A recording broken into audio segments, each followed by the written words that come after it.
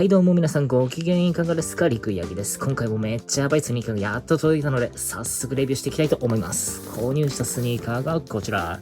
Nike Air Vapor Waffle Mix 堺。カラーがブラック、ホワイト。サイズが US11 の29センチでの購入です。ボックスはこのように今までの堺コラボ同様のデザインにはなっているんですが、サイズがめちゃめちゃでかいですね。だからナイキのブーツタイプのスニーカーとかこのサイズにはなるかなと思うんですが、本当にでかい。届いた時の段ボールもめちゃめちゃでかかったんで、いやーびっくりしました。それでは早速開けていきましょう。ささっと。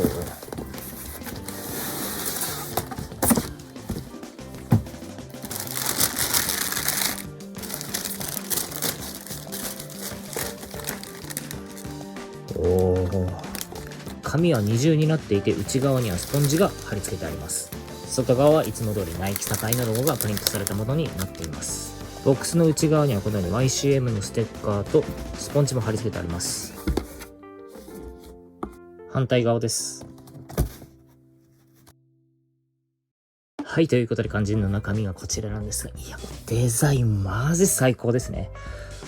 ナイキと堺とゴルチエのトリプルネーム。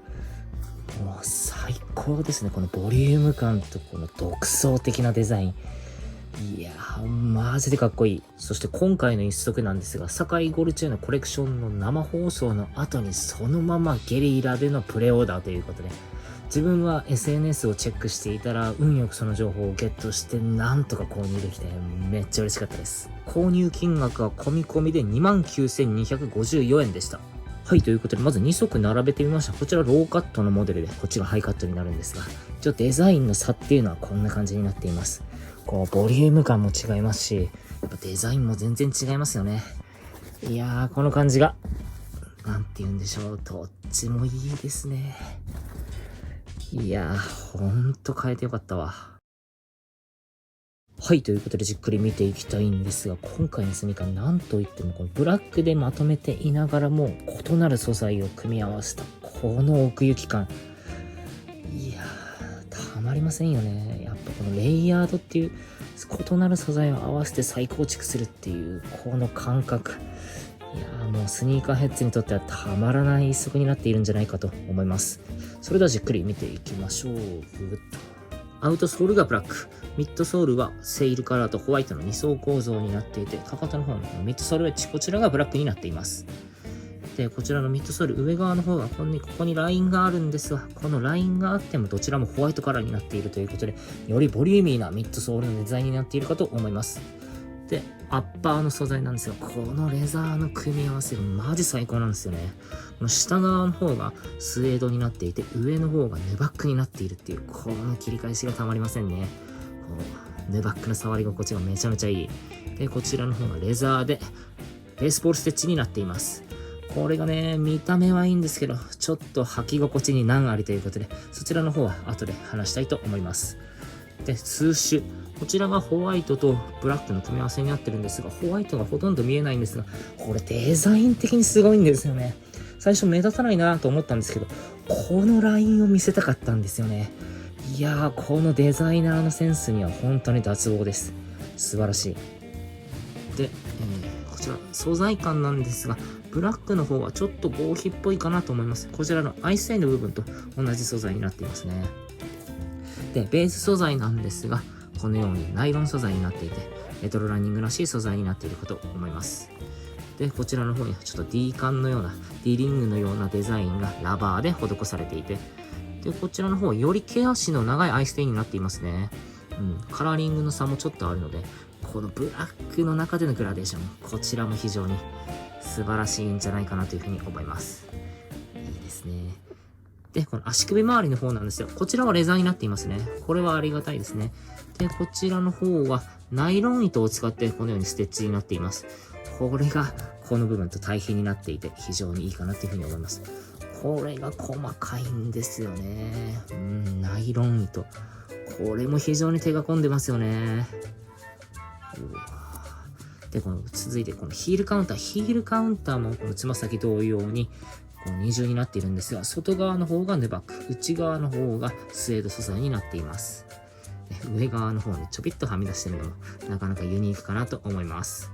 で、こちらのポッチですね。このポッチがローカットのものと同じところに同じようなポッチがあるので、こちらの方要チェックかなと思います。続いて内側です。このホワイトの数字の真ん中にステッチが来るっていう計算されたデザインがとても興奮しますね。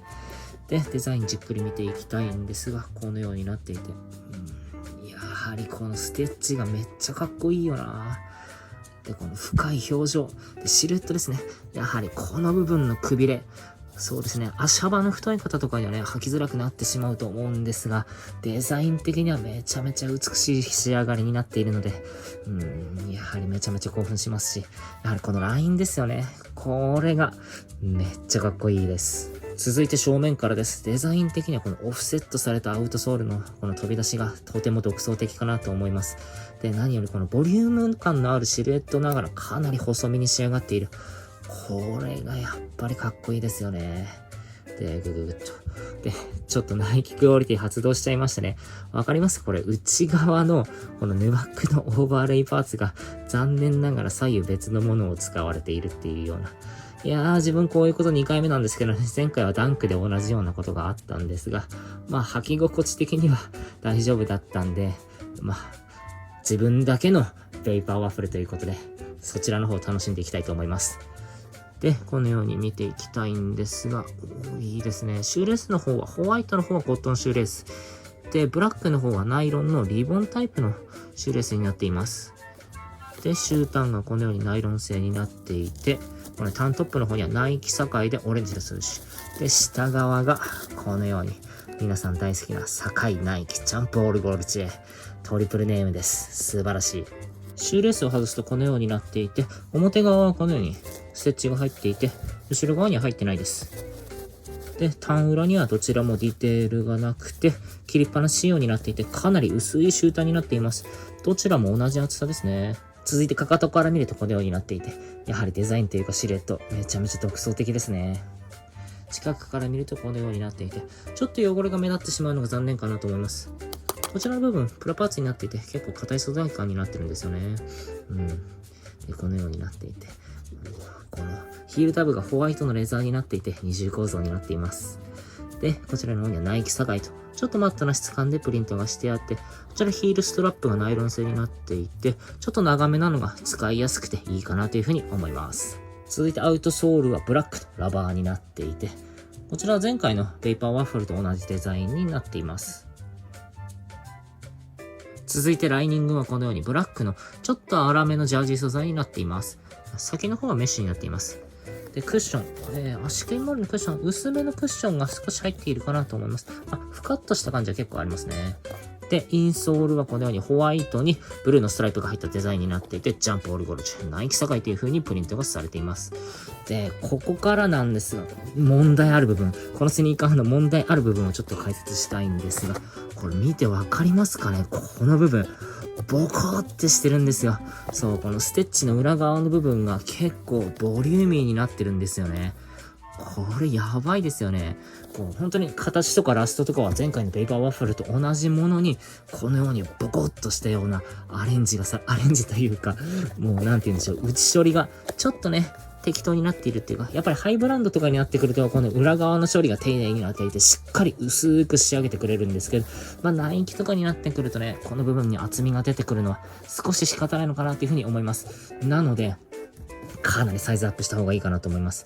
そうですね、この裏側にしっかりこの厚みがついてるんで、自分の場合は足幅がめっちゃ細いんで、幅の方は大丈夫だったんですけど、このつま先の部分がね、低くなってしまっていたんで、ここがね、要注意かなというふうに思います。なので、かなりサイズアップして履かないといけないかなというふうに思います。左足の方なんですが、このようにシールが貼ってあって、つま先のデザインはちゃんと大丈夫でした。続いて付属品見ていきましょう。靴の中にはこのように紙が丸め込まれて入っていたんですが、ちょっとこれ臭かったです。替えのシューレースはこのように太めの丸紐がついてきます。はい、ということでじっくり見ていったんですが、どのディテールもたまりませんでしたね。個人的にはこのスウェーデンのグラデーション、こちらとこのホワイトのラインがね、最高でしたね。ということで履いていきましょう。はい、ということで早速履いてみました。いかがでしょうか？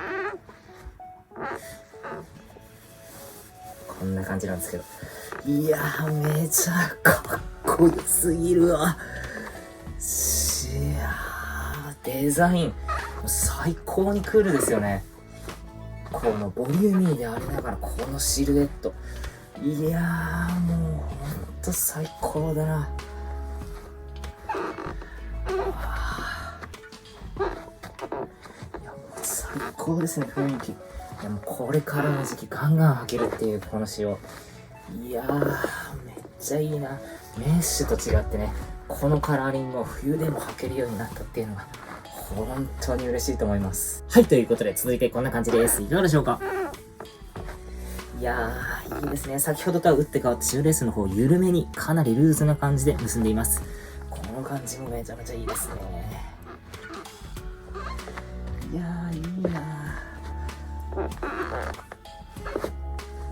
ではこの辺でサイズ感の話していきましょう。サイズ感なんですが、そう先ほど言った通りこのステッチの裏に大きな出っ張りがあるので、かなり独特なサイズ感ですね。こう前作も独特なサイズ感ではあったんですけど、前作は土踏まずの部分が細くて、先の方は広いデザインになっていたんですが、今作は土踏まずがめっちゃ細くて、つま先は低くなってるんですね。かなりこのステッチがサイドから上にかかってるんで、この部分は低く、この部分はかなり細くなっています。なので、そうですね、悪いことは言わないので、とりあえずハーフ上げで買うことをお勧めします。自分は足幅が B なので、めっちゃ細いんで、マイサイズでも履けることは履けるんですが、やはり若干高さは低いかなと思います。ただ、思ったよりも履いていて馴染んできたので、その辺は安心できるかなというふうに思います。そうですね、足幅が C とか D の人で、ハーフ上げ、もう E 以上になってくるともうワンサイズ以上上げないといけないのかなと思います。個人的にはこういうデザイナーズの攻め攻めのシルエットっていうかサイズ感が好きなんですけど、そうですね。やはりこう、どんな人でも履けるっていうようなデザインにはなっていないので、ちょっとその辺は難しいかなというふうにも思います。はい、ということで、続いてこのスニーカー履いてみたいと思います。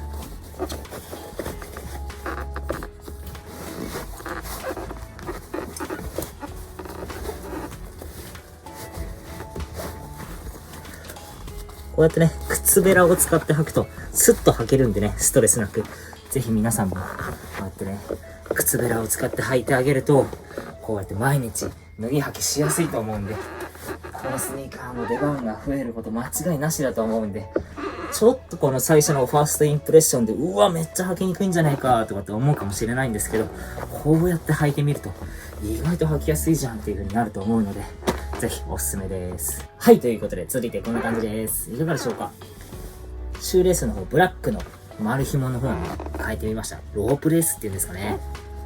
いやー、このシックなブーツライクな感じ、めっちゃいいですね。いやー、ほんとにいいな。自分さすがに堺7足目なんで、このスニーカーはちょっと印象を変えて、こんな感じで履いていきたいかなというふうに思います。はい、ということで、続いてこんな感じです。いかがでしょうか。この感じもなかなか面白いですね。で、これサイズ感なんですけど、これかなり思ったよりも爆速で馴染んできますね。やはりこの、なんて言うんでしょうね。野球のグローブと同じで、最初はめっちゃ硬くて使いづらくてもだんだん馴染んでくるじゃないですか。これも、ここが思ったよりもすぐに馴染んでくれますね。なんていうか、かなり柔らかいので、もう本当にすぐ伸びる感じがありますね。これはちょっと予想外でしたね。なんかもっとしばらくきついのかなと思ったんですけど、もうすぐにね、意外に履きやすいじゃんっていう、なんて言うんでしょう、言うなれば、メッシュのペーパーワッフルよりも履きやすいかなというふうに思います。はい、ということで続いてこんな感じです。いかがでしょうか。いいですね。こういうなんか、再構築風のパンツと合わせるのもいいですよね。いや、もう雰囲気が最高ですよね。たまりませんね。で、このクッショニングとかも、やはりこの厚手のミッドソールなんで、結構履き心地もいいんですよね。やっぱりハイカットのこの足首の安定感というか、これが個人的には好きなんで、いやもう本当にこれからこのスニーカーの出番はめちゃめちゃ増えると思います。もう履きやすくてデザインも面白いし、いや本当に最高だな。買えてよかった。ああ、最高ですね。まあ、いかがでしょうか。はい、ということで、ナイキ LD ペーパーワッフルメイク、酒井いかがだったでしょうか。再構築されたデザインがゴールチェードタッグを組んで、ここまで進化したという、もう最高の一足でしたね。で、これから酒井やスニーカーズであるかどうかはわからないんですけど、そちらの方でまだまだ国内販売もあるということなので、めっちゃおすすめなんで、これは絶対買った方がいいですね。もうここまで攻めたデザインのスニーカーは今後ほぼ出ないんじゃないかなというふうに思います。ということで今回の動画はここまでになります。何かご意見ご感想ご質問等ございましたらコメント欄の方までお願いします。もしよろしければチャンネル登録と高評価の方もぜひぜひよろしくお願いします。Twitter の方もやってますのでぜひフォローお願いします。それではまた次回の動画でお会いいたしましょう。じゃあねー。